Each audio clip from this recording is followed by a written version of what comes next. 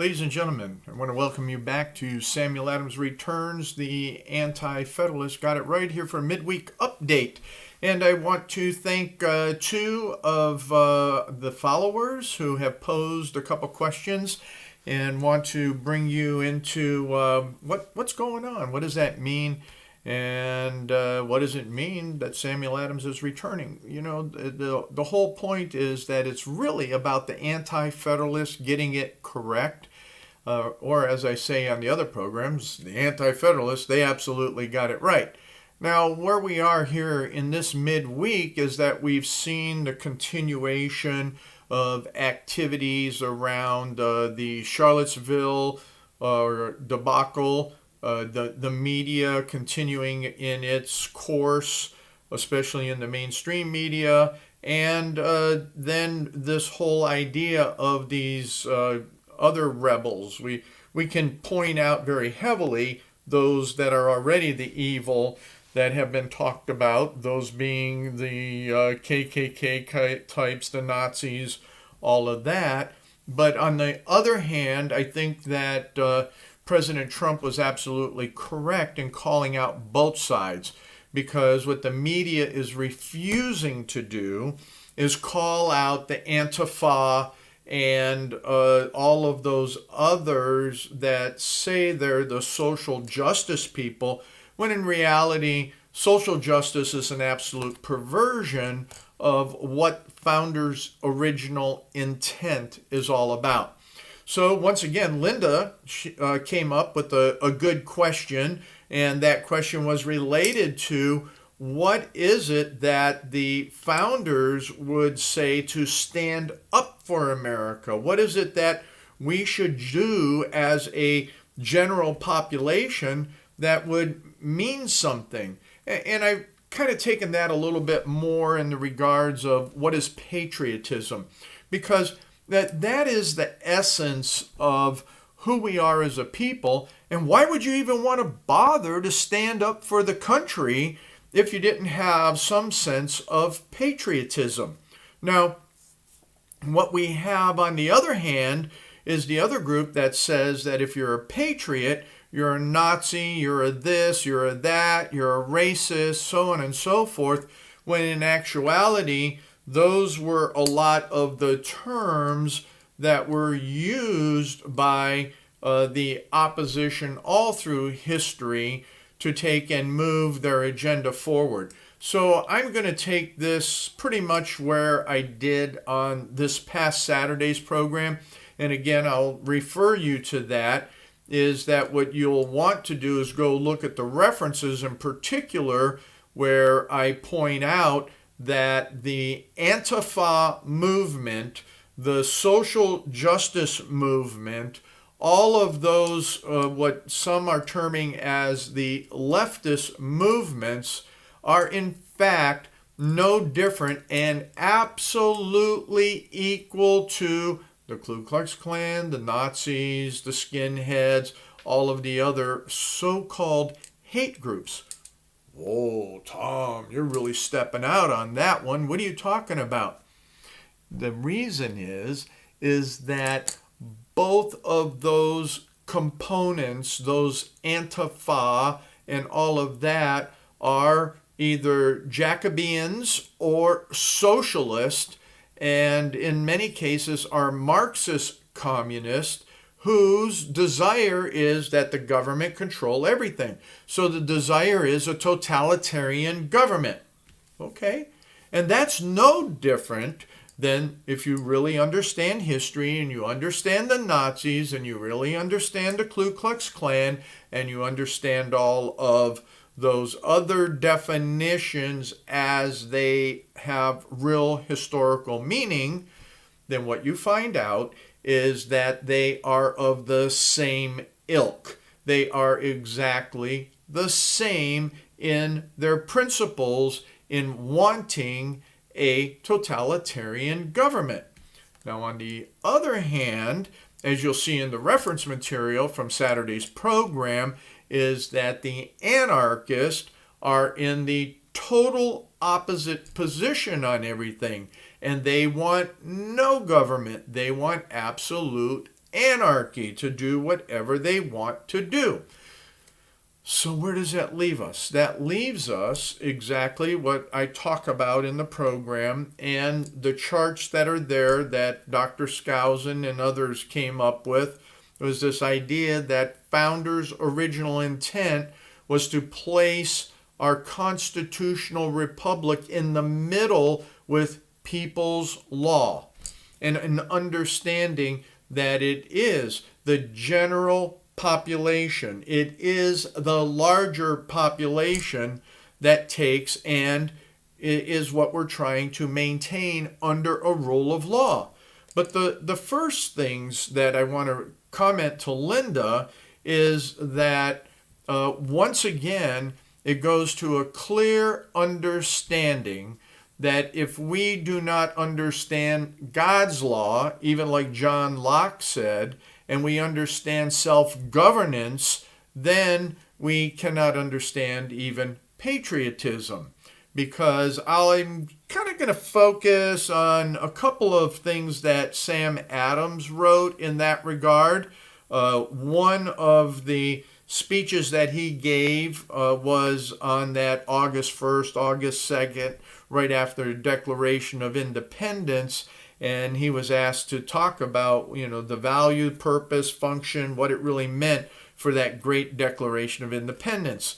And what he was talking about when he was going through and looking at what happened with the colonies, where we came to, and such, are the opinions of every virtuous and enlightened patriot in Great Britain.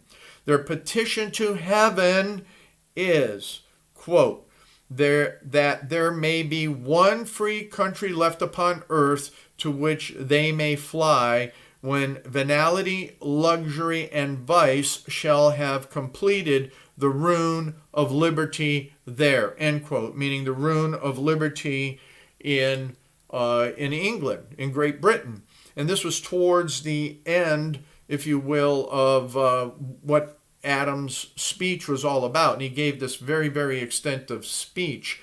And his point, again, is that, even then, the people of Great Britain were taken in petitioning heaven that America would be that place where liberty would survive because of what?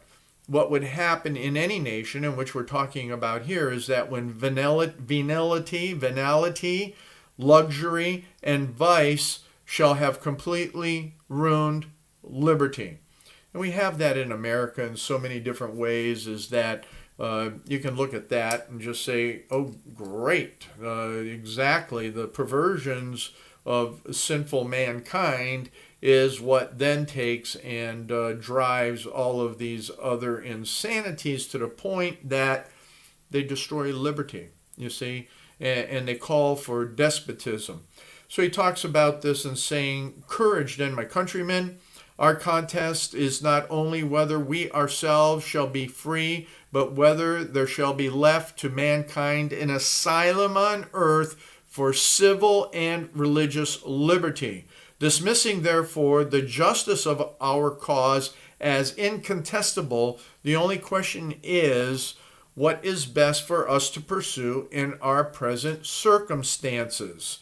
So we could go on with that, but the idea is what was going on with patriotism. And as he was moving through and he was talking more about what was happening, especially in England, the scale of officers from the rapacious and needy commissioners to the haughty governor, and from the governor with his hungry train to perhaps a licentious and prodigal viceroy, must be upheld by you and your children. The fleets and armies which will be employed to silence your murmurs and complaints must be supported by the fruits of your industry. Those are some of the things that he was talking about, and why America needed to have that separation, and why we needed to stand on our liberties. And to that point, on standing up for those things, what does it mean to stand up? It comes down to is that if our posterity retain any spark of patriotism, they can never tamely submit to such burdens, which we're talking about. You never submit to the enlargement of the expense and power of government, the administration of it at such a distance over so extensive a territory must necessarily fail of putting the laws into vigorous execution, removing private oppressions, and forming plans for the advancement of agriculture and commerce and preserving the vast empire in any tolerable peace and security. You see, there's so many things that we see legislatively happening that they say, oh, it's for the economy, it's for the good of the country, and yet what it's doing is it is expanding the expense and power of government. And he said, we can't do that. Not to be patriotic and leave any sense of patriotism to the next generation. So if there is any man so base or weak as to prefer a dependence on Great Britain or a dependence on any centralized government to the dignity and happiness of living a member of a free and independent nation, let me tell him that necessity now demands what the generous principle of patriotism should dictate. And he goes on to talking about, are you going to be that person of servitude, or will you stand up? Now, in the case of the last resort that we had to stand against the tyranny and despotism of the likes of Great Britain, it did require the measures that we had to take in going to war as we did. Whereas what we need to stand up and find, and what I've talked about in other programs, in standing for America and standing for that patriotism, is first of all being a moral and virtuous people. And that's, hopefully that'll be part of what the churches need to assist with and do. He was talking about also here in one of his writings that what we were talking about in justice. So we have this whole thing with these people calling this social justice nonsense. They have created that out of socialism, Marxism, communism. As a matter of fact, to the point that John, one of my other colleagues, he's a very interesting writer in his own nature, as well as highly educated and has done a lot of different things. He said, well, why don't you talk about the Antifa, these anti-fascists and that, when reality is they're not. They come out of, as I already mentioned, that whole ilk of the totalitarian mindset, and to the extent that what we have going on and what Mr. Trump was talking about, that we have the media that is complacent in building these people up. We can go to the 45 goals of communism that was read into, I think it was the 1963 congressional record. You can go and look that up. I've referenced that in multiple places as well. So let's see. Some of those are like number 17 and number 15, capture one or both political parties in the United States. And what does that mean? Let's see. Use technical decisions of 16 of the courts to weaken the basic American institutions by claiming their activities violate civil rights. So that's what we're getting with the social justice thing and using the courts and the direction that the courts get in. Number 17, get control of the schools. Use them as transmission belts for socialism and current communist propaganda. Soften the curriculum. Get control of teachers' associations. Put party line in the textbooks. That's all over the place. That's happened over and over, and that's why we see what's going on in the movements and these shutting down free speech on the campuses. Gain control of all student newspapers. A lot of that's happened. Use riots to foment public protest against programs or organizations which are under communist attack.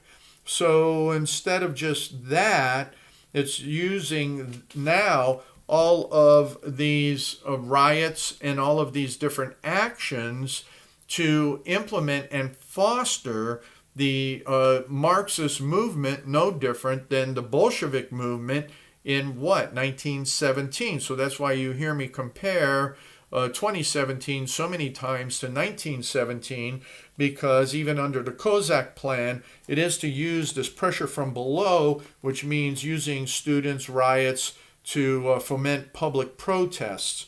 Then to infiltrate the press, get control of book review assignments, editorial writing, and policy making positions. That's what Donald Trump is talking about. And he called it out very clearly that the press, ideologically, and many of the mainstream media are either the minions or dupes. And as I told you in Saturday's program, you need to go look up those definitions of minions and dupes. But in fact, that's what the mainstream media is. They are the minions and dupes of the ideologies of the socialist Marxists in America that have been planning this for a long period of time. Gain control of key positions in radio, TV, and pictures. This has been evident for a long period of time. And let's see, here was something interesting. Let's see, movies with strong patriotic and pro-American themes in 2014 averaged a box office take of 56.9 million compared to 18.6 million for movies representing different opinions. Let's see. Did I read that right? Yeah. So, and then it goes on even to talk about more money was made in those movies that were pro-socialist, communist, immoral, so on and so forth. So the ideologies of socialism, Marxism, if we want to call it in its operational perspective, communism, are very evident and out there. So the Antifa, all of the social justice crowd fit into these goals of the communists as they delineated and which Dr. Skousen was able to put together. Let's see, continue discrediting American culture by degrading all forms of artistic expression. American Communist Cell was told to eliminate all good sculpture from parks and buildings, substitute shapeless, awkward, and meaningless forms. Wow. So when you start tearing down all of the various statues and doing what they're doing, that's number 22 out of the 45 goals, is to take and discredit the American culture. Let's see. It just continues in on that. Eliminate all laws governing obscenity by calling them censorship. Break down cultural standards of morality by promoting pornography and obscenity in books, magazines, motion pictures, and so on. And then it just continues on with all different ways to degenerate. And then number 27 is very clear of what's happened. Infiltrate the churches and replace revealed religion with social religion, the social gospel, so on and so forth. Discredit the Bible and emphasize the need for intellectual maturity, which does not need a religious crutch. So we have a number of those items, and I can go on, but what we come back to is what Adams was writing. In addition to that, is that people in general, in their terms, are called to an important trust by attending in the courts of law and justice. So you're called to that duty into the courts. It is presumed that their minds are there impressed with a sense of justice. And to understand that sense of justice, you have to have the biblical reality that I was talking about on Saturday's program, as well as then that understanding of what that means to be applied within your personal self as self-governance, and then how it is applied in the general culture. So that's what the founders' intent and purposes and understanding of justice was. And then that they gain that general idea of right or law, which it is necessary that all men in a free country should have. It is an admirable institution by which every citizen may be placed in a situation that enables him to contribute to the great end of society by distributing justice. And not the social justice nonsense that we're talking about, but what I was talking about earlier, that biblical understanding of justice. And it everywhere diffuses a spirit of true patriotism, which is zealously employed for the public welfare. And he goes on to talk about that. But the point is, with juries and what we're talking about in justice, and not injustice, but in the meaning of justice, you have to understand, as he talks about here, that there is a higher authority. And that higher authority meaning the Judeo-Christian biblical God that gives us our liberties and freedoms and our rights. And what does that mean? And so it gets into much more where what we see is that we have the discrediting of the Bible to adopt their own phraseology, was undeceiving mankind as actively as any time since. So what we have now isn't any different than what was going on during our founders' time. That you was acquainted with the open profanity of a conversation, and if we take anybody's word for it, it's like, where's the ear witness of a person's oath? And why did someone not commence as a champion in the cause of Christianity sometime? And what does that mean? What's going on? So where are the pastors, as I mentioned in Saturday's program? Let's see, he just comes on and he just says, but the cause of Christianity abstracted from political concerns was not sufficient to awaken your resentment. Will not this, my dear sir, occasion suspicions that all your flaming professions of patriotism will neither discredit nor remove? Once again, he brings in the idea that even for justice, for understanding what it means to be courageous, Christianity was the fundamentals of everything that meant how our society would understand how to function and rule. There was one other, I have to see if I can look it up real quick, so I beg your indulgence just for a minute. I was studying again some aspects of, one of my favorite writings, yes, the Founders Constitution. And I was going through because I'm finishing up another book, and the one that I was talking to you about in the past on the Tale of Two Constitutions.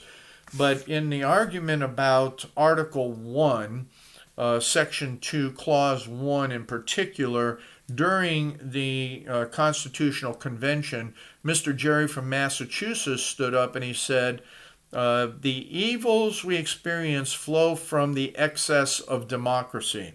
So when we're looking at a lot of these radical groups out there, that when you see all of the different riots that are going on, what they're claiming is an excess. They want democracy. And remember, we are not a democracy. We are a constitutional republic. And that has to be continued to be made clear. Now, he says that if you have this excess of democracy, he continues, the people do not want virtue. Isn't that amazing? I read that over and over in Jeremiah, where Israel did not want morality and virtue, and for that they went off into Baal worship, infanticide, and so on, to the extent that God judged the nation and sent it into captivity. So human nature is the people do not want virtue, but are the dupes or pretended patriots. Well, I just said that about the media, dupes and pretended patriots. In Massachusetts, it has been fully confirmed by experience that they are daily misled into the most baneful measures and opinions by the false reports circulated by designing men. Isn't that extremely interesting that Jerry was talking about these false reports, daily misled into baneful measures and opinions by the false reports circulated by designing men? I call that now the fake news. Okay, and that was even the fake politicians. So the Democrat Party, which the opposition party, which has been called out, is talked about right here during the constitutional debates. Okay, and these designing men in which no one on the spot can refute. That's interesting. One principal evil arises from the want of due provision for those employed in the administration of government. And as I've talked about in the other programs, is that the fear of the Anti-Federalists in particular was that you would have this gross expansion of government, the bureaucracies to which we've had. And so, when we look at all of this, and Linda and John, I just want to close out here in the next moment or two, is that the reality is that founders considered patriotism the means by which we stand up against the evils, clearly knowing that you would have these groups calling for great democracy, but at the same time, they would be leading people astray, to which you would have either the dupes that are created by designing men having these false reports that continue to then take and cause the people to have bad ideas and opinions. So you want to know something? I kind of wrap it up with what, again, Ecclesiastes 1:9 says, is that there's nothing new under the sun. And the Anti-Federalist absolutely got it right in saying that what? Man was sinful in nature, and by virtue of that, we need to come together under our core elements of founders' original intent that was developed and based on Judeo-Christian values. That's what America is all about. And to stand up to the evil, we need to stand up on those principles of truth that are the God-given principles for our rights and liberties, so that we can take and bring that essence of patriotism to our posterity.